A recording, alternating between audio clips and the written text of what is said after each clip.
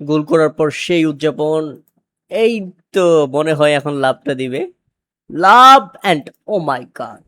দেখুন যে কোচ বা বাইরের, সরি কোচ হবে না, সম্ভবত বাইরের কোনো মানুষ হবে সেখানে। সে কিন্তু পুরোপুরি মাথায় হাত দিয়ে দিয়েছে। কেননা এই টানেলের গর্তে পড়লে যে কেউ মারাত্মকভাবে ব্যথা পাবে। আমরা যদি একটু দর্শক গ্যালারি থেকে আমার এই ভিডিও হওয়া, রেকর্ড হওয়া ভিডিওটা দেখি তাহলে দেখতে পাবো।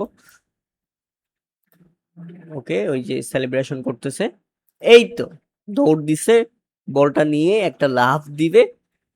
স্টেডিয়ামের সেই বিজ্ঞাপন বোর্ড পার করার পথ, মানে বিজ্ঞাপন বোর্ড টপকে দর্শকদের মাঝে এসে উদযাপন করার কথা ছিল, কিন্তু সেখানেই যে অনাকাঙ্ক্ষিতভাবে স্টেডিয়ামে ঢোকার টানেলটা থাকবে সেটা সে কল্পনা করতে পারেনি। এবং লাভ, এই তো ও মাই গড! পাশে থাকা সেই লোকটি হয়তো সিকিউরিটি ম্যানেজমেন্টের কেউ হবে, সে কিন্তু সরাসরি তৎক্ষণাৎ সেখানে গিয়ে তাকে উদ্ধার করার চেষ্টা করেন। এবং আমরা দেখি যে মাঠে থাকা দর্শকরা দেখেন সবাই মাথায় হাত দিয়ে দিয়েছে। এই তো দেখছেন, দেখছেন সবাই মাথায় হাত দিয়ে দিছে।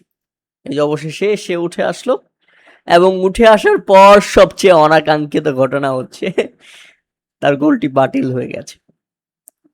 আর এটা শোনার পর একজন ফুটবলারের সবচেয়ে বড় হৃদয় বিদারক, সবচেয়ে বড় যে ব্যাপারটা সেটা হচ্ছে তার হৃদয়টা ভেঙে যায়। কেননা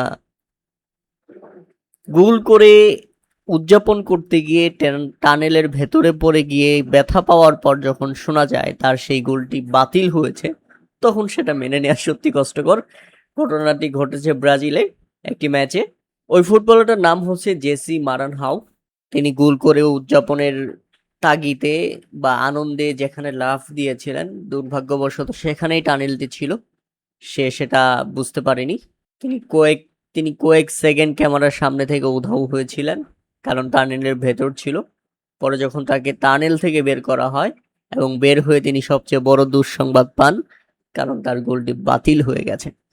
প্রিয় দর্শক, আপনার সাথে এমন কোনো অনাকাঙ্ক্ষিত ঘটনা ঘটেছে কিনা পাড়ার ফুটবল মাঠে বা যে কোনো জায়গায় আপনি খেলতে গিয়ে হোঁচট খেয়েছেন, গোল করে উদযাপন করেছেন কিন্তু আপনার গোলটি বাতিল করে দিয়েছে? এমন কোনো ঘটনা থাকলে অবশ্যই আমাদের শেয়ার করতে পারেন। ধন্যবাদ।